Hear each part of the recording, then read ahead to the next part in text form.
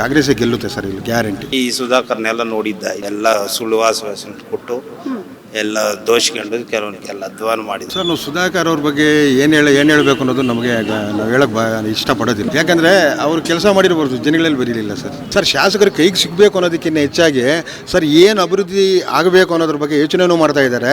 ಈಗಾಗಲೇ ಸರ್ಕಾರದಿಂದ ಅನುದಾನ ಕೂಡ ತಂದಿದ್ದಾರೆ. ಅವ್ರ ಕೈಗೆ ಸಿಗಿದ್ರು ಜನೋಪಯೋಗಿ ಕೆಲಸಗಳು ನಡೀತಾ ಇದೆಯಾ, ಪ್ರತಿಯೊಂದು ಮಾಡ್ಕೊಂಡು ಬರ್ತಾ ಇದ್ದಾರಾ? ನಾವು ಹೇಳೋದಕ್ಕಿಂತ ಮೊದಲೇ ಕೆಲಸಗಳಾಗ್ತಾ ಇರುತ್ತಲ್ಲೇ. ಇನ್ನು ಇದಕ್ಕಿಂತ ಏನು ಬೇಕು ಸರ್? ಯಾವ ಸರ್ಕಾರಗಳು ಕೊಟ್ಟಿದ್ದು ಸರ್ ಫ್ರೀ ಕರೆಂಟು ಅಂತ? ಹೋದ ಸರ್ಕಾರ ಕರೆಂಟ್ ಕೊಡೋಕ್ಕೆ ಒದ್ಲಾಡ್ತಾ ಇತ್ತು. ಆ ರೈತರಿಗೆ ಪಂಪ್ ಸೆಟ್ ಕೂಡ ಸರಿಯಾಗಿ ಕರೆಂಟ್ ಬರ್ತಾ ಇರಲಿಲ್ಲ. ಅದು ಬಿಟ್ಟು ಸರ್ಕಾರ ಬಂದಿದ್ದಷ್ಟು ಬರಗಾಲ ಬಂತು ಅನ್ನೋದು ಸುಳ್ಳು, ಅದು ತಪ್ಪದು ಸರ್. ಈಗ ಸದ್ಯದ ಮಟ್ಟಿಗೆ ಈ ಒಂದು ಲೋಕಸಭಾ ಕ್ಷೇತ್ರ ಚಿಕ್ಕಬಳ್ಳಾಪುರ ಯಾರು ಗೆಲ್ಬೋದು MP ಆಗಿ? ಸರ್, ಇದು ಮೊದಲಿಂದನೂ ಚಿಕ್ಕಬಳ್ಳಾಪುರ ಲೋಕಸಭಾ ಕ್ಷೇತ್ರ ಸುಮಾರು ಒಂದು 52 ನಮಗೆ 52ರಲ್ಲಿ ಶಾಸನಸಭೆ ಚುನಾವಣೆ ನಡೀತು. ಅದಾಗಿದ್ದು 62ರಲ್ಲೇನೋ ಅನಿಸುತ್ತೆ ಪಾರ್ಲಿಮೆಂಟ್ ಎಲೆಕ್ಷನ್ ನಡೆದಿತ್ತು ಇಲ್ಲಿ ಲೋಕಸಭಾ ಕ್ಷೇತ್ರ ಚಿಕ್ಕಬಳ್ಳಾಪುರ ಅಂಗಡಿ ಆಗಿತ್ತು. ಅವಾಗ ಮಧುಗಿರಿ ಕ್ಷೇತ್ರ ಇತ್ತು. ಪ್ರಸನ್ನ ಕುಮಾರ್ ಅನ್ನೋರು ಕಾಂಗ್ರೆಸ್ಸಿಂದ ಲೋಕಸಭಾ ಸದಸ್ಯರಾದರು. ಅಲ್ಲಿಂದ ಇದುವರೆಗೂ ಮೊನ್ನೆ ಬಚ್ಚೇಗೌಡರು ಬಿಟ್ಟರೆ ಇದುವರೆಗೂ ಕಾಂಗ್ರೆಸ್ಸೇ ಗೆದ್ಕೊಂಡು ಬರ್ತಾ ಇದೆ. ಪ್ರಸನ್ನ ಕುಮಾರ್ ಆದಮೇಲೆ ಇವರು ಕೃಷ್ಣರಾವ್ ಆಗಿರ್ಬೋದು, ಜಾಲಪ್ಪನವರಾಗಿರ್ಬೋದು, ಇವರೆಲ್ಲ ವೀರಪ್ಪ ಮೊಯ್ಲಿ ಅವರು 3 ಸಲ ಗೆದ್ದರು. ಕೃಷ್ಣರಾವ್ ಅವರು 3 ಸಲ ಗೆದ್ದರು. ಜಾಲಪ್ಪನವ್ರು 4 ಸಲ ಗೆದ್ದರು. ಆಗಿನಿಂದನೂ ಕಾಂಗ್ರೆಸ್ ಭದ್ರಕೋಟೆ ಇದು. ಮೊನ್ನೆ ಒಂದು ಸಲ ಬಿಟ್ಟರೆ ಈಗಲೂ ಕೂಡ ಒಳ್ಳೆ ಒಂದು ಅದ್ಭುತವಾದ ಅನ್ನೋದಕ್ಕಿಂತಾಗಿ ಯುವಕ ರಾಷ್ಟ್ರೀಯ ಪ್ರಧಾನ ಕಾರ್ಯದರ್ಶಿಗಳಾಗಿದ್ದಾರೆ. ಅದಕ್ಕಿಂತ ಹೆಚ್ಚಾಗಿ ಅವರು MS ರಾಮಯ್ಯ ಶೈಕ್ಷಣಿಕ ಸಂಸ್ಥೆಗಳ ನಡೆಸ್ತಾ ಇದ್ದಾರೆ. ಒಬ್ಬ ಯುವಕರು, ಅವರಿಗೆ ಚಿಕ್ಕಬಳ್ಳಾಪುರದ ಬಗ್ಗೆ ತುಂಬ ಚೆನ್ನಾಗಿ ಅರಿವಿದೆ. ಈ ಲೋಕಸಭಾ ಕ್ಷೇತ್ರದಲ್ಲಿ ಏನು ಮಾಡಬೇಕು ಏನಂತ ಅನ್ನೋದ್ರ ಬಗ್ಗೆ ತುಂಬ ಅರಿವಿದೆ. ಅದರಿಂದ ಇಲ್ಲಿ ಕಾಂಗ್ರೆಸ್ಸೇ ಗೆಲ್ಲುತ್ತೆ ಸರ್, ಇಲ್ಲಿ ಗ್ಯಾರಂಟಿ. ಇನ್ನೊಂದು ಮಾತು, ಈಗಾಗಲೇ ನಾನು ಯೂಟ್ಯೂಬಲ್ಲಿ ನಿಮ್ಮದು ಕರ್ನಾಟಕ TV ಚಾನಲ್ ನೋಡ್ತಾ ಇದ್ದೀನಿ. ತುಂಬ ಚೆನ್ನಾಗಿ ಕ್ವಶನ್ಸ್ ಕೇಳ್ತಾ ಇದ್ದೀರಾ, ತುಂಬ ಚೆನ್ನಾಗಿ ಮಾಡ್ತಾ ಇದ್ದೀರಾ. ಕೆಲವೆಲ್ಲ ಖಾಸಗಿಯಾಗಲೂ ಬರ್ತಾ ಇದೆ, ಹೋಗ್ತಾ ಇದೆ, ಎಲ್ಲ ಮಾಡ್ತಾ ಇದೆ. ಆದರೆ ನಾನು ತಿಳಿದ ಮಟ್ಟಿಗೆ ನಿಮ್ಮದು ಚೆನ್ನಾಗಿ ನೀವು ಪ್ರಶ್ನೆ ಕೇಳೋದೇ ಆಗಿರ್ಬೋದು, ಪರವಾಗಿ ಮಾತಾಡ್ತಾ ಇರ್ತೀರಾ, ವಿರೋಧವಾಗಿ ಮಾತಾಡ್ತಾ ಇರ್ತೀರಾ. ಆದರೆ ನಮ್ಮಲ್ಲಿ ಏನು ಬರುತ್ತೆ ಅಂತ ತಿಳ್ಕೊಳಕ್ಕೆ ನಾವು ಪರವಾಗಿ ಮಾತಾಡಿದ್ರೆ ಮತ್ತೆ ರಿವರ್ಸ್ ಆಗಿ ಮಾತಾಡೋಂಗೂ ಮಾತಾಡ್ತಾ ಇದ್ದೀರಾ. ನೀವು ತುಂಬ ಚಾಣಕ್ಷತೆಯಿಂದ ಮಾತಾಡ್ತಾ ಇದ್ದೀರಾ. ಅದಕ್ಕೆ ಮೊದಲನೇದಾಗಿ ನಿಮಗೆ ಕರ್ನಾಟಕ ಟಿವಿಗೆ ನಾನು ಧನ್ಯವಾದ ಸಲ್ಲಿಸ್ತೀನಿ. ಕೇಳಿ ಸರ್. Thank you sir. ಯಾಕೆಂದರೆ ಕೆಲವರು ಏನೋ ಒಂದು ಪರವಾಗಿ ಕೇಳಿಬಿಟ್ರೆ ಇವ್ರ ಪರ ಅಂತಾರೆ, ಇನ್ನೊಂದು ವಿರೋಧವಾಗಿ ಮಾತಾಡಿದ್ರೆ ಇವ್ರ ವಿರೋಧ ಅಂತಾರೆ. ಕಮೆಂಟ್ಸ್ಗಳು ಬರ್ತಿರುತ್ತೆ ಸರ್, ಏನು ಮಾಡೋಕ್ಕೆ ಬರಲ್ಲ.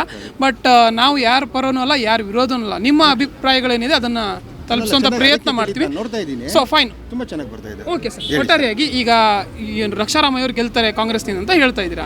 ಸೊ ಇದು ನಿಮ್ಮ ಅಭಿಪ್ರಾಯ, ನಿಮ್ಮ ನಿಲುವು ಇರಲಿ. ಯಾಕೆ ಗೆಲ್ತಾರೆ ಅಂತ ಅನ್ಸುತ್ತೆ? ವ್ಯಕ್ತಿಗತವಾಗಿ ರಕ್ಷಾರಾಮಯ್ಯ ಅವರು ಈ ಕ್ಷೇತ್ರದ ಜನತೆಗೆ ಗೊತ್ತಾ, ಹೇಗೆ ಸರ್? ಗೊತ್ತಿದೆ ಅನ್ನೋದಕ್ಕಿಂತ ಹೆಚ್ಚಾಗಿ ಸುಮಾರು ವರ್ಷಗಳಿಂದ ಅವ್ರ ತಂದೆ MR ಸೀತಾರಾಮ್ ಅವರು ಮೊದಲು ಮಲ್ಲೇಶ್ವರಂ ಶಾಸಕರಾಗಿದ್ದರು. ಅದಕ್ಕಿಂತ ಹೆಚ್ಚಾಗಿ MS ರಾಮಯ್ಯನವರು ಅಂದರೆ ತುಂಬ ಒಳ್ಳೆಯ ಹೆಸರಿದೆ ಈ ಕಡೆ, ಈ ಭಾಗದಲ್ಲಿ. ಈ ನಮ್ಮ ಚಿಕ್ಕಬಳ್ಳಾಪುರ, ಬಾಗೇಪಲ್ಲಿ, ಗುಡಿಬಂಡೆ, ಗೌರಿಬಿದನೂರು, ಶಿಡ್ಲಘಟ್ಟ, ಎಂಟೈರು ಆಲ್ ಓವರ್ ಕರ್ನಾಟಕ. ಅದರಲ್ಲೂ ಕೂಡ ಅವ್ರದ್ದೊಂದು ಹಾಸ್ಪಿಟ್ಲ್ ಇದೆಯಲ್ಲ ಸರ್, ಇಲ್ಲಿಂದ ಯಾರೇ ಹೋದರೂ ಕೂಡ ಸರ್ ಈ ಥರ ಪ್ರಾಬ್ಲಮ್ ಆಗಿದೆ ಬಡವರು ಅಂದರೆ ತುಂಬ ಸಹಾಯ ಮಾಡ್ಕೊಂಡು ಬರ್ತಾ ಇದ್ದಾರೆ. ಮತ್ತು ಪ್ರತಿ ವರ್ಷವೂ ಅವರು ವಿದ್ಯಾರ್ಥಿಗಳಿಗೆ ಸ್ಕಾಲರ್ಶಿಪ್ ಕೊಡ್ತಾರೆ. ಅವರು ಪ್ರತಿ ವರ್ಷ, ಇದು ಇವಾಗಲಿಂದಲ್ಲ ಸುಮಾರು ವರ್ಷಗಳಿಂದ ಅವರು ಎಲ್ಲ ವಿದ್ಯಾರ್ಥಿಗಳು ಸ್ಕಾಲರ್ಶಿಪ್ ಕೊಟ್ಕೊಂಡು ಬರ್ತಾ ಇದ್ದಾರೆ. ಅವರು ಆ ಒಂದು ಇದರಿಂದ ಅವರು ಎಲ್ರಿಗೂ ಚಿರಪರಿಚಿತರೆ. ಅವರು ಈಗಾಗಲೇ ಅವರು ಮೊನ್ನೆ ರೀಸೆಂಟಾಗಿ ಸುಮಾರು ಉದ್ಯೋಗ ಮೇಳ ನಡೆಸಿದ್ರು. 1700 ಜನಕ್ಕೆ ಉದ್ಯೋಗಕ್ಕೆ ಅನುಕೂಲ ಮಾಡಿಕೊಟ್ಟಿದ್ದಾರೆ. ಮತ್ತು ಶೈಕ್ಷಣಿಕ ಆರ್ಥಿಕವಾಗಿ ಅವರೇನೋ ವ್ಯಾಪಾರ ಮಾಡೋಂಗಿದ್ರೆ ಬ್ಯಾಂಕಿಂದ ಲೋನ್ ಫೆಸಿಲಿಟಿ ಕೊಡೋ ಉದ್ದೇಶ ಇಟ್ಕೊಂಡು ಮಾಡಿದ್ದಾರೆ. ಈಗಾಗಲೇ ಜನರಲ್ಲಿ ಒಳ್ಳೆ ಜನಪ್ರಿಯತೆ ಬೆಳೆಸ್ಕೊಂಡು ಬರ್ತಾ ಇದ್ದಾರೆ ಸರ್ ಅವರು. ಸರಿ, ಈಗ ಏನು ಡಾಕ್ಟರ್ ಕೆ ಸುಧಾಕರ್ ಅವರು ಇವರ ಪ್ರತಿಸ್ಪರ್ಧಿಯಾಗಿ ನಿಂತಿರೋರು, ರಕ್ಷಾರಾಮಯ್ಯ ಅವರ ಪ್ರತಿಸ್ಪರ್ಧಿ. ಸೊ BJP ಹಾಗೂ JDS ಮೈತ್ರಿ ಬಲ ಕೂಡ ಇದೆ. ಸೊ ಹೇಗಿರುತ್ತೆ ಸರ್ ಈ ಲೆಕ್ಕಾಚಾರಗಳು? ಮತ್ತು ಇವರು ಡಾಕ್ಟರ್ ಕೆ ಸುಧಾಕರ್ ಅವ್ರ ಬಗ್ಗೆ ಏನು ಹೇಳ್ತೀರಾ ಸರ್? ನಾವು ಸುಧಾಕರ್ ಅವ್ರ ಬಗ್ಗೆ ಏನು ಹೇಳಬೇಕು ಅನ್ನೋದು ನಮಗೆ ನಾವು ಹೇಳಕ್ಕೆ ಇಷ್ಟಪಡೋದಿಲ್ಲ. ನಮ್ಗೆ ಇಷ್ಟ ಆಗೋದಿಲ್ಲ. ಯಾಕಂದರೆ ಅವರು ಕೆಲಸ ಮಾಡಿರ್ಬೋದು, ಜನಗಳಲ್ಲಿ ಬರೀಲಿಲ್ಲ ಸರ್. ಜನಗಳಲ್ಲಿ ಬೆರೀಲಿಲ್ಲ. ಕಳೆದ ಬಾರಿ ಕೆಲಸ ಮಾಡಿದ್ರೆ ಹಾಗಿದ್ರೆ ಏನು MLA ಆಗಿದ್ರು, ಹಾಗೇನೆ ಏನು ಕಳೆದ ಸರ್ಕಾರದಲ್ಲಿ ಸಚಿವರಾಗಿದ್ರು, ಆರೋಗ್ಯ ಸಚಿವರು ಕೂಡ ಆಗಿದ್ರು ಸರ್. ಇದೊಂದು ಏನಾಗುತ್ತೆ ಅಂದರೆ, ಇವಾಗ ಹಿಂದೆ ಸರ್ಕಾರ ಇದ್ದಾಗ ಯಾವ್ಯಾವ ಯೋಜನೆಗಳೆಲ್ಲ ಆಗಿತ್ತು, ಶಂಕುಸ್ಥಾಪನೆಗಳೆಲ್ಲ ಆಗಿತ್ತು. ಫರ್ದರ್ ಆ ಟೈಮ್ ಎಲೆಕ್ಷನ್ ಬಂದಾಗ ಮತ್ತೆ ಹೊಸ ಸರ್ಕಾರ ಬಂದಾಗ ಅದನ್ನು ಆ ಸರ್ಕಾರನೇ ಮಾಡ್ದಂಗೆ ಇರುತ್ತೆ. ಅದು ಕಂಪಲ್ಸರಿ ಅಲ್ಲ, ಎಲ್ಲ ಕಡೆನೂ ಕಾಮನ್ ಅದು. ಅದೇ ಥರ ಕೆಲಸಗಳು ನಡೆದಿದೆ. ಆದರೆ ಹಿಂದಿನ ಸರ್ಕಾರದ ಆಡಳಿತದ ಅವಧಿಯಲ್ಲಿ ಏನೇನು ಮಂಜೂರಿತೆಗಳಾಗಿತ್ತು, ಒಂದು ಯಾವುದು ನಮ್ಮ ನಗರದ ಬಗ್ಗೆ ಹೇಳ್ಬೇಕಂದ್ರೆ ನಗರೋತ್ಥಾನ ಯೋಜನೆದ ಅಮೌಂಟ್ಗಳು ಬಂದಿತ್ತು. ಇವೆಲ್ಲ ಆ ಕಾಲ ಅವಾಗ ಬಂದಿದ್ದರೂ ಸ್ವಲ್ಪ ರಿಜೆಕ್ಟ್ ಆಗಿತ್ತು, ಮತ್ತೆ ಬಂದಿರ್ತದೆ. ಅದನ್ನ ಡೆವಲಪ್ಮೆಂಟ್ ಮಾಡ್ಕೊಂಡು ಹೋಗ್ತಾ ಇರ್ತಾರೆ. ಅದರಲ್ಲಿ ಬೇರೆ ಮಾತಿಲ್ಲ. ಓಕೆ. ಸೊ ಈಗ ರಕ್ಷಾರಾಮಯ್ಯ ಅವರು ಸಾಕಷ್ಟು ಟಿಕೆಟ್ ಕೂಡ ಪೈಪೋಟಿ ಇತ್ತು, ಮತ್ತೆ ವೀರಪ್ಪ ಮೊಯ್ಲಿ ಅವರು ಟಿಕೆಟ್ ಆಕಾಂಕ್ಷಿ ಆಗಿದ್ದರು. ಅದರ ನಡುವೆನೂ ಕೂಡ ರಕ್ಷಾರಾಮಯ್ಯ ಅವ್ರಿಗೆ ಟಿಕೆಟ್ ಸಿಕ್ತು. ನಿಮಗೆ ಎಷ್ಟರ ಮಟ್ಟಿಗೆ ಸೂಕ್ತ ಕ್ಯಾಂಡಿಡೇಟ್ ಅಂತ ಅನಿಸುತ್ತೆ ಈ ಕಾಂಗ್ರೆಸ್ನಿಂದ? ಸರ್, ವೀರಪ್ಪ ಮೊಯ್ಲಿ ಅವರು ಒಳ್ಳೆ ಕೆಲಸಗಳು ಮಾಡಿದ್ದಾರೆ ಸರ್, ಅದ್ರ ಬಗ್ಗೆ ಬೇರೆ ಮಾತಿಲ್ಲ. ಹಿರಿಯರು, ರಾಜ್ಯದ ಮುಖ್ಯಮಂತ್ರಿಗಳಾಗಿದ್ದವರು, ಕೇಂದ್ರ ಸಚಿವರಾಗಿದ್ದವರು. ಈಗಾಗಲೇ ಚಿಕ್ಕಬಳ್ಳಾಪುರದಲ್ಲಿ ಒಂದು ಗ್ರಂಥಾಲಯ ಆಗಿರ್ಬೋದು, ಈಗ ಇಲ್ಲಿ ನೀವು ನೋಡ್ದಂಗೆ ಬರುವಾಗ ದಾರಿಯಲ್ಲಿ ರಂಗಮಂದಿರ ಒಂದಿದೆ, ಕಲಾಭವನ, ಅದು ಮಾಡಿಕೊಟ್ಟಿದ್ದಾರೆ. ಬೆಂಗಳೂರು ವಿಶ್ವೇಶ್ವರ ಯೂನಿವರ್ಸಿಟಿ ಇಲ್ಲಿ ಮುದ್ದೇನಹಳ್ಳಿ ಹತ್ರ ಒಂದು ಒಳ್ಳೆ ಯೂನಿವರ್ಸಿಟಿ ತಾಂತ್ರಿಕ ಮಹಾವಿದ್ಯಾಲಯ ಮಾಡಿದ್ದಾರೆ. ಅವರು ಕೆಲಸಗಳು ಮಾಡ್ಕೊಂಡು ಬಂದಿದ್ದಾರೆ. ಆದರೆ ಅವರಿಗೆ ಒಂದು ಹಿರಿಯರು, ಅದರಲ್ಲಿ ವಯಸ್ಸಿನ ಹಿರಿಯರಾಗಿರೋದ್ರಿಂದ ಅವರು ಸ್ವಲ್ಪ ಇದಿರುತ್ತೆ. ಅವರೊಂದು ಒಳ್ಳೆ ಮಾರ್ಗದರ್ಶಕರಾಗಿ ಈ ಸಲ ಲೋಕಸಭಾ ಚುನಾವಣೆಯಲ್ಲಿ ರಕ್ಷಾರಾಮಯ್ಯ ಪರಕ್ಕೆ ಪ್ರಚಾರ ಮಾಡೇ ಮಾಡ್ತಾರೆ. ಖಂಡಿತ ಗೆಲ್ಲಿಸ್ತಾರೆ ರಕ್ಷಾರಾಮಯ್ಯವ್ರನ್ನ. ಇದರಲ್ಲಿ ಕಾಂಗ್ರೆಸ್ಸಲ್ಲಿ ನಮಗೆ ಟಿಕೆಟ್ ಸಿಕ್ಕಿಲ್ಲ, ಇನ್ನೊಬ್ರು ಟಿಕೆಟ್ ಸಿಕ್ಕಿಲ್ಲ ಅನ್ನೋ ಭೇದ ಭಾವನೆ ಏನಿಲ್ಲ. ಸ್ವಲ್ಪ ಅಸಮಾಧಾನ ಕಾಮನ್ ಆಗಿದ್ದೇ ಇರುತ್ತೆ ಸ್ವಲ್ಪ ಸ್ಟಾರ್ಟಿಂಗಲ್ಲಿ. ಅಲ್ಲಿ ಬರ್ತಾ ಎಲ್ಲ ಸರೋಗುತ್ತೆ. ಎಲ್ಲ ಒಟ್ಟಾಗಿ ಕಾಂಗ್ರೆಸ್ ಪಕ್ಷನ ಗೆಲ್ಸ್ಕೊಂಬರೋಕ್ಕೆ ಎಲ್ಲರೂ ಪ್ರಯತ್ನ ಮಾಡ್ತಾರೆ ಸರ್. ಓಕೆ. ಇನ್ನು ರಾಜ್ಯದಲ್ಲಿ BJP ಮತ್ತು JDS ಮೈತ್ರಿ ಇದೆ. ಈ ಮೈತ್ರಿ ಎಷ್ಟರ ಮಟ್ಟಿಗೆ ಏನು ರಕ್ಷಾರಾಮಯ್ಯ ಅವರಿಗೆ ಕಂಟಕ ಆಗ್ಬೋದು, ಎಷ್ಟರ ಮಟ್ಟಿಗೆ ಹಿನ್ನಡೆಗೆ ಕಾರಣ ಆಗ್ಬೋದು ಸರ್? ನಮ್ಮ ಲೋಕಸಭಾ ಕ್ಷೇತ್ರದ ಮಟ್ಟಿಗೆ ಏನು ಕಂಟಕ ಏನಿಲ್ಲ ಸರ್. ಏನು ಅದು ವರ್ಕ್ ಆಗೋದಿಲ್ಲ. JDS ಮತಗಳು ಸಾಕಷ್ಟಿದೆ ಕ್ಷೇತ್ರದಲ್ಲಿ ಅಂತ ಸರ್. ಲಾಸ್ಟ್ ಟೈಮ್ 20,000 ಬಂದಿತ್ತು. ಇವಾಗ ಮಾಜಿ ಶಾಸಕರು ಇವಾಗ ನಮ್ಮ ಕಡೆ ಕಾಂಗ್ರೆಸ್ ಪಕ್ಷಕ್ಕೆ ಸೇರಿಕೊಂಡಿದ್ದಾರೆ. ನಮಗೆ ಶಾಸಕರು ಅದರಿಂದ ನಮಗೆ ಪ್ಲಸ್ ಪಾಯಿಂಟ್ ಅದು. ಇಲ್ಲಿ ಶಾಸಕರಾಗಿದ್ದವರು KB ಬಚ್ಚೇಗೌಡರೆ ನಮ್ಮ ಕಾಂಗ್ರೆಸ್ ಪಕ್ಷಕ್ಕೆ ಬೆಂಬಲ ಕೊಡ್ತಾ ಇದ್ದಾರೆ, ಸೇರ್ಕೊಂಡಿದ್ದಾರೆ ಸರ್. ಅದು ನಮಗೆ ಪ್ಲಸ್ ಪಾಯಿಂಟ್ ಸರ್ ಇಲ್ಲಿ ಈ ಲೋಕಸಭಾ ಕ್ಷೇತ್ರದಲ್ಲಿ.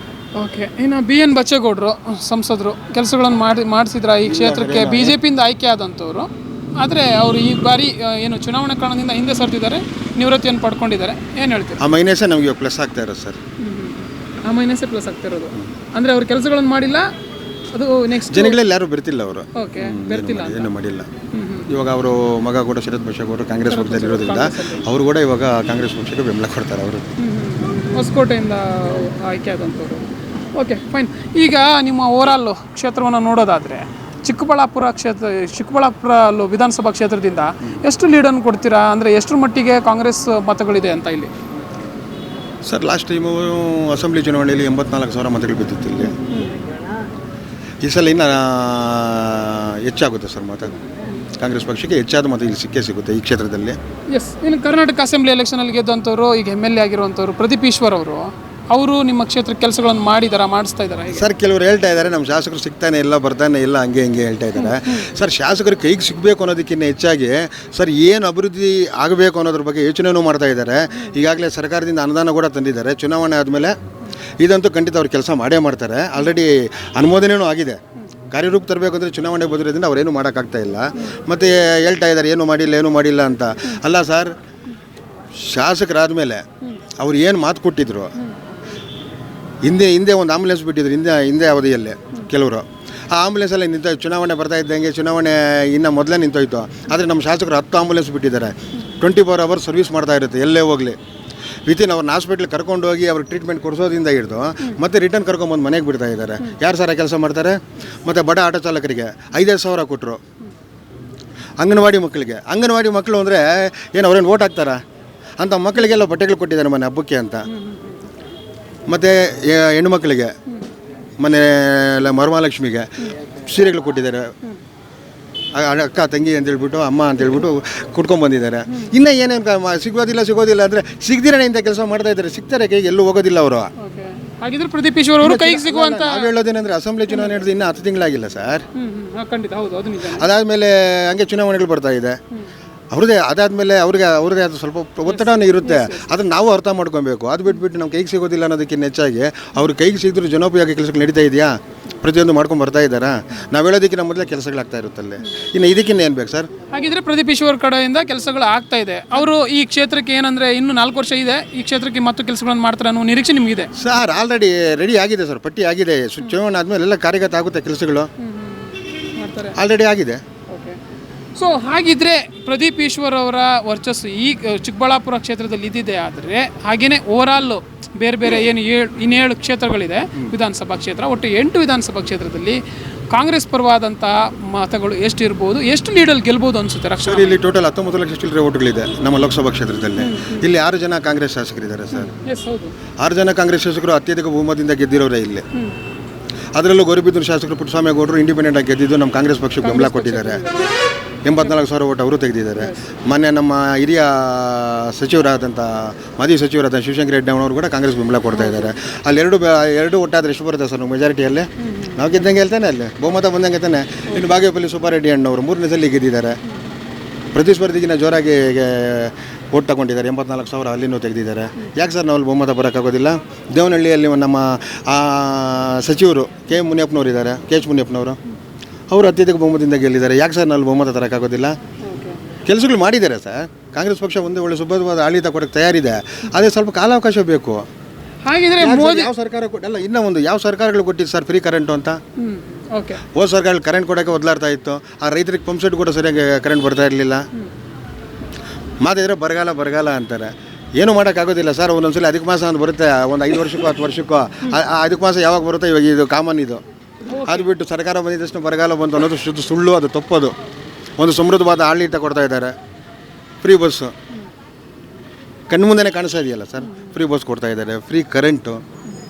ಹಾಂ, ಹಾಗಿದ್ರೆ ಈ ಎಲ್ಲ ಯೋಜನೆಗಳೇನಿದೆ, ಗ್ಯಾರಂಟಿ ಯೋಜನೆಗಳು ರಕ್ಷಾರಾಮಯ್ಯ ಅವರ ಗೆಲುವಿಗೆ ಪಾತ್ರವಾಗುತ್ತೆ ಅಂತ ಅನ್ಸುತ್ತಾ? ಅಂದರೆ ಮುಖ್ಯ ಪಾತ್ರ ವಹಿಸುತ್ತೆ ಅಂತ ಅನ್ಸುತ್ತಾ? ಏನು ಪ್ಲಸ್ ಆಗುತ್ತೆ ಅಂತ ಅನ್ಸುತ್ತಾ ನಿಮಗೆ? ಎಲ್ಲ ಸರ್ ಒಳ್ಳೆಯ ಒಂದು ಆಡಳಿತ ಕೊಡ್ತಾ ಇರೋವಾಗ, ಒಂದು ಒಳ್ಳೊಳ್ಳೆ ಒಂದು ಉಚಿತ ಯೋಜನೆಗಳು ಕೊಡ್ತಾ ಇರೋವಾಗ, ಉಚಿತ ಯೋಜನೆ ಅನ್ನೋದಕ್ಕೆ ಹೆಚ್ಚಾಗಿ ಜನಸಾಮಾನ್ಯರಿಗೆ, ಬಡಬಗ್ಗರಿಗೆ ಯಾವ ರೀತಿ ಅನುಕೂಲ ಆಗಬೇಕು, ಅವ್ರಿಗೆ ಏನು ಮಾಡಿದ್ರೆ ಸರೋಗುತ್ತೆ ಅನ್ನೋ ರೀತಿಯಲ್ಲಿ ಸರ್ಕಾರ ಕೊಡ್ತಾ ಇರೋವಾಗ ಯಾಕೆ ಸರ್ ನಮ್ಮ ಕಾಂಗ್ರೆಸ್ ಪಕ್ಷ ಗೆಲ್ಲೋದಿಲ್ಲ ಹೇಳಿ ಸರ್? ಕೆಲವರು ಅಂತಾರೆ ಕೇಂದ್ರ ಸರ್ಕಾರ ಅಕ್ಕಿ ಕೊಡ್ತಾ ಇದೆ, ನೀವು ಅದನ್ನ ಹೇಳ್ಕೊಂಡು ಅಂತ ಇದ್ದಾರೆ. ಎಲ್ಲಿ ಸರ್ ಕೊಡ್ತಾ ಇದೆ? ಮಾಧ್ಯಮಗಳಲ್ಲಿ ಬಂತು, ಮೀಡಿಯಾಗಳಲ್ಲಿ ಬಂತು, ಎಲ್ಲ ಬಂತು. ನಾವು ಕೊಡೋದಿಲ್ಲ ಅಂದರು ಅವರು. ರಾಜ್ಯ ಸರ್ಕಾರದಿಂದ 5 kg ಅಕ್ಕಿ ಕೇಂದ್ರ ಸರ್ಕಾರದಿಂದ ಬರ್ತಾ ಇದ್ದಿದ್ದು. ಅದ್ರ ಬದಲು ನಾವು ದುಡ್ಡೇ ಕೊಡ್ತಾ ಇದ್ದೀವಿ. ಸ್ವಲ್ಪ ಕಾರಣಾಂತರಗಳಿಂದ ಸ್ವಲ್ಪ ತಡೆ ಹಿಡಿದಿರೋದ್ರಿಂದ ನಾವು ಅದ್ರ ಬದಲು ಹಣ ಕೊಡ್ತಾ ಇದ್ದೀವಿ. ಮತ್ತು ಚುನಾವಣೆ ಆದಮೇಲೆ ಅಕ್ಕಿ ಕೊಟ್ಟೇ ಕೊಡ್ತೀವಿ. ಹಾಗಿದ್ರೆ BJP ಮತ್ತು ಏನು JDS ಮೈತ್ರಿ ಆಗಿರೋದಾಗಿರ್ಬೋದು, ಅಥವಾ ನರೇಂದ್ರ ಮೋದಿ ಅವರ ಅಲೆ ಅಥವಾ ವರ್ಚಸ್ಸು ಈ ನಿಮ್ಮ ಕ್ಷೇತ್ರದಲ್ಲಿ ವರ್ಕ್ ಆಗಲ್ಲ ಅಂತೀರಾ? ಸರ್, ಈಗ ಎಕ್ಸಾಂಪಲ್ ಕೊಡ್ತೀನಿ. ಇವಾಗ ಅದು ಉತ್ತರ ಭಾರತ ಆಗೋಯ್ತು. ಆ ಕಡೆ ಉತ್ತರ ಭಾರತ, ಇದು ದಕ್ಷಿಣ ಭಾರತದಲ್ಲಿ ಎಲ್ಲಿ ಪ್ರಬಲವಾಗಿದೆ ಹೇಳಿ ಸರ್ BJP? ಆಂಧ್ರದಲ್ಲಿ ಇದೆಯಾ? ತೆಲಂಗಾಣ ಇದೆಯಾ? ತಮಿಳ್ನಾಡು ಇದೆಯಾ? ಕೇರಳ ಇದೆಯಾ? ಹೇಳಿ, ಎಲ್ಲಿದೆ? ದಕ್ಷಿಣ ಭಾರತದಲ್ಲಿ ಪ್ರಾಬಲ್ಯ ಇಲ್ಲ. ಉತ್ತರ ಭಾರತದಲ್ಲೂ ಅಷ್ಟೇ ಪೂರ್ತಿ ಮೆಜಾರಿಟಿ ಏನಿಲ್ಲ. ಕೆಲವು ಕಡೆ ಕೆಲವು ಪಕ್ಷಗಳು ಬೆಂಬಲ ತಗೊಂಡು ಆಡಳಿತ ಮಾಡ್ತಾ ಇದ್ದಾರೆ ಅಷ್ಟೇ ಹೊರತು ಪೂರ್ಣ ಬಹುಮತ ಎಲ್ಲೂ ಇಲ್ಲಲ್ಲ. ಖಂಡಿತ ಹೌದು. ಒಂದು UPಯಲ್ಲಿದೆ, ಒಂದು ಗುಜರಾತಲ್ಲಿದೆ. ಇನ್ನು ಬೇರೆ ಕಡೆ ಎಲ್ಲ ಮೈತ್ರಿ ಮಾಡ್ಕೊಂಡಿದ್ದಾನೆ ಸರ್ಕಾರ ನಡೆಸ್ತಾ ಇರೋದು. ಆದರೂ ಕೂಡ ಕಂಪೇರಿಟಿವ್ಲಿ ಉತ್ತರ ಭಾರತದಲ್ಲಿದೆ, ದಕ್ಷಿಣ ಭಾರತದಲ್ಲಿ BJP ಪ್ರಾಬಲ್ಯ ಇಲ್ಲ. ಇವಾಗ ಎಕ್ಸಾಂಪಲ್ ಕೊಡ್ತಾ ಇದ್ದೀನಿ, ಉದಾಹರಣೆ ನಿಮ್ಗೆ ತೋರಿಸ್ತಾ ಇದ್ದೀನಲ್ಲ ಕಣ್ಣು ಮುಂದೆ. ಓಕೆ, ಈಗ ಒಟ್ಟಾರೆಯಾಗಿ 28 ಲೋಕಸಭಾ ಕ್ಷೇತ್ರದಲ್ಲಿ ಕರ್ನಾಟಕದಲ್ಲಿ ಎಷ್ಟು ಕ್ಷೇತ್ರವನ್ನು BJP JDS ಎಷ್ಟು ಗೆಲ್ಬೋದು, ಕಾಂಗ್ರೆಸ್ ಎಷ್ಟು ಗೆಲ್ಬೋದು? ಸರ್, ಅವ್ರು ಹೇಳ್ತಾ ಇದ್ದಾರೆ ನಾವು 28 ಗೆಲ್ತೀವಿ ಅಂತ. ನಾವು ಆ ಥರ ಹೇಳೋದಿಲ್ಲ ಸರ್. ನಾವು ಕಡಿಮೆ ಅಂದರೂ ಕೂಡ ಒಂದು 20 ಸೀಟ್ ಗೆಲ್ತೀವಿ ಸರ್ ನಾವು. 20 seat. Okay, thank you sir. ನಮಸ್ತೆ. ನಿಮ್ಮ ಪ್ರಕಾರ ನಿಮ್ಮ ಈ ಚಿಕ್ಕಬಳ್ಳಾಪುರ ಲೋಕಸಭಾ ಕ್ಷೇತ್ರಕ್ಕೆ ಯಾರು MP ಆಗಬೇಕು? ರಕ್ಷಾರಾಮಯ್ಯ ಅವರು. ಯಾಕೆ ರಕ್ಷಾರಾಮಯ್ಯ ಅವರು? ರಕ್ಷಾರಾಮಯ್ಯ ಅಂದರೆ ಇವತ್ತು ಈ ಸುಧಾಕರ್ನೆಲ್ಲ ನೋಡಿದ್ದಾಯಿತು. ಎಲ್ಲ ಸುಳ್ಳು ಆಶ್ವಾಸನೆ ಕೊಟ್ಟು ಎಲ್ಲ ದೋಷಿಕೊಂಡು ಕೆಲವೊಂದಕ್ಕೆಲ್ಲ ಅಧ್ವಾನ ಮಾಡಿದ್ರು. ಅವ್ರ ನಮ್ಗೆ ರಕ್ಷಾರಾಮಯ್ಯನೇ ಬೆಟ್ರು. ರಕ್ಷಾರಾಮಯ್ಯ ಅವರು ಗೆಲ್ಲಬೇಕು ಅಂತ. ಏನು ಕಳೆದ ಒಂದು ಸರ್ಕಾರದಲ್ಲಿ ಆರೋಗ್ಯ ಸಚಿವರಾಗಿದ್ದಂಥವರು ಡಾಕ್ಟರ್ ಕೆ ಸುಧಾಕರ್ ಅವರು ನಿಮ್ಮ ಕ್ಷೇತ್ರದಿಂದ ಆಯ್ಕೆ ಆಗಿದ್ದ ಸಚಿವರಾದಂಥವ್ರು. ಸೊ ಅವರು ಕೆಲಸಗಳನ್ನು ಮಾಡಿಲ್ವಾ ನಿಮ್ಮ ಕ್ಷೇತ್ರಕ್ಕೆ? ಏನೂ ಮಾಡಿದೆ ಸರ್. ಅದ್ಯಾವುದು ರಚನೀರು ತಂದು ಬರೋರಿಗೆಲ್ಲ ಕ್ಯಾನ್ಸರ್ ಸ್ಟಾರ್ಟ್ ಆದವು. ರಚನೀರು ತಂದು ಬರೋವೆಲ್ಲ ಕ್ಯಾನ್ಸರ್ ಸ್ಟಾರ್ಟ್ ಆಗ್ಯಾವೆ. ಅವ್ರು ಯಾರೋ ಅಂತೇನು ಅದಕ್ಕಿಂತ ಏನೂ ಮಾಡಿಲ್ಲ. ಓಕೆ, ಈಗ ಪ್ರದೀಪ್ ಈಶ್ವರ್ ಅವರು ಅವ್ರ ವಿರುದ್ಧವಾಗಿ ಗೆದ್ದು ಎಲೆಕ್ಟ್ ಆದಂಥವ್ರು ಅವ್ರಿಗೆ ಕೆಲಸಗಳನ್ನು ಮಾಡಿದ್ರೆ ಕೆಲವೆಲ್ಲ ಈ ಯೂತ್ಗೆ ಸ್ವಲ್ಪ ಒಳ್ಳೆ ಕೆಲಸಗಳು ಮಾಡ್ತಾವ್ರೆ. ಓದೋ ಮಕ್ಳಿಗೆ ಸ್ವಲ್ಪ ಎಲ್ಲ ಅನುಕೂಲ ಚೆನ್ನಾಗಿ ಮಾಡ್ತಾವ್ರೆ. ಹಾಸ್ಪಿಟ್ಲು ಫ್ರೀ ಆಂಬುಲೆನ್ಸ್ಗಳು ಹಾಕ್ಯವ್ರೆ. ಫೋನ್ ಮಾಡಿದ್ದು 10 ನಿಮಿಷಕ್ಕೆ 5 ನಿಮಿಷ ಅಂತಾರೆ. ಕೆಲವರು ಎಲ್ಲ ಎಮರ್ಜೆನ್ಸಿಗೆ ಬಂದು ಹಾಕ್ಕೊಂಡು ಕೆಲಸಗಳು ಮಾಡ್ತಾವ್ರೆ. ಸರಿ, ಈಗ ಹಾಗಿದ್ರೆ Raksha Ramaiah versus doctor K Sudhakar, Raksha Ramaiah ಅವರು ಎಷ್ಟು ಬೆಟರ್ ಅನಿಸ್ತಾರೆ ಡಾಕ್ಟರ್ ಕೆ ಸುಧಾಕರ್ ಅವ್ರಿಗಿಂತ? ಯಾವ ವಿಚಾರದಲ್ಲಿ ಅಂದರೆ ಇದಕ್ಕೆ ಬರೋಕ್ಕೆ ಮೊದಲು ಯಾರು ಹೊಸ ಮುಖ ಪರಿಚಯ ಅಂತ ಹೇಳ್ತಾವ್ರೆ ಕೆಲವರು. ಹೊಸಬರೇನೆಲ್ಲ ಹಳಬರೇ ಅವರು. ಹಳಬರಾದ್ರೆ 1,000 ಜನಕ್ಕೆ ಯೂತ್ಗೆ ಕೆಲಸ ಕಾರ್ಯ ಕೊಟ್ಟವ್ರೆ. ಹಾಸ್ಪಿಟ್ಲಾಗ ಫ್ರೀ ಮಾಡುತ್ತವ್ರೆ. ಅವರು ಫಸ್ಟು ಒಂದು 4-5 ವರ್ಷಕ್ಕೆ ಮಾಡ್ತಾನೆ ಅವ್ರೆ ಮಾಡ್ತಾರೆ ಕೆಲಸಗಳನ್ನು.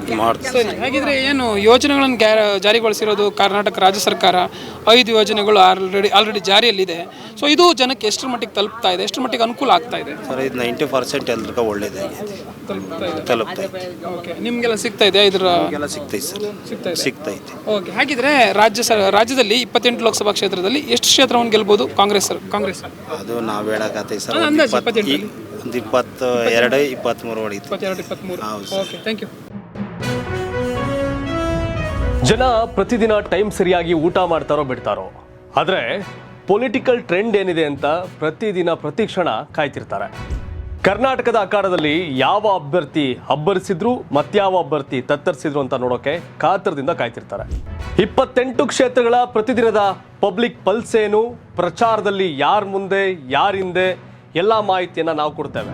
ಕರ್ನಾಟಕ ಕುರುಕ್ಷೇತ್ರ 28 ಕ್ಷೇತ್ರಗಳ ಡೈಲಿ ನ್ಯೂಸ್ ಪ್ರತಿದಿನ ರಾತ್ರಿ 8 ಗಂಟೆಗೆ ಯೂಟ್ಯೂಬ್ನಲ್ಲಿ ಕರ್ನಾಟಕ ಟಿವಿ ಅಂತ ಸರ್ಚ್ ಮಾಡಿ, ನಂತರ ನಮ್ಮ ಕರ್ನಾಟಕ ಟಿವಿ ಸಬ್ಸ್ಕ್ರೈಬ್ ಮಾಡಿ. ಸಬ್ಸ್ಕ್ರೈಬ್ ಆದಮೇಲೆ ನಿಮಗೆ ಹೋಮ್ ಪೇಜ್ ಬಂದರೆ ಕಮ್ಯುನಿಟಿ ಅನ್ನೋ ಆಪ್ಷನ್ ಸಿಗುತ್ತೆ. ಈ ಕಮ್ಯುನಿಟಿ ಆಪ್ಷನ್ ಕ್ಲಿಕ್ ಮಾಡಿದ್ರೆ ನಿಮ್ಮ ಕೆಳಗಡೆ 28 ಲೋಕಸಭಾ ಕ್ಷೇತ್ರಗಳ ಒಂದು ಪೋಲ್ ಕ್ರಿಯೇಟ್ ಮಾಡಲಾಗಿದೆ. ನೀವು ಹೋಗಿ 28 ಕ್ಷೇತ್ರಗಳಲ್ಲಿ ಯಾರು ಗೆಲ್ತಾರೆ, ಯಾರು ಗೆಲ್ಲಬೇಕು, ನಿಮ್ಮ ಸಪೋರ್ಟ್ ಯಾರಿಗೆ ಅಂತ ಅಲ್ಲಿ ನೀವು ಕ್ಲಿಕ್ ಮಾಡ್ಬೋದು, ಅಂದರೆ ವೋಟ್ ಮಾಡ್ಬೋದು. ಇಲ್ಲೇನು ವೋಟಿಂಗ್ ಆಗುತ್ತೆ ನಾವು ಪ್ರತಿದಿನ ನಾವು ನ್ಯೂಸಲ್ಲಿ ನಿಮಗೆ ಅಪ್ಡೇಟ್ ಮಾಡ್ತಿರ್ತೀವಿ. ಇದು ಮತದಾನದ ದಿನದವರೆಗೂ ಕೂಡ ಈ ಪೋಲಿಂಗ್ ಓಪನ್ ಇರುತ್ತೆ.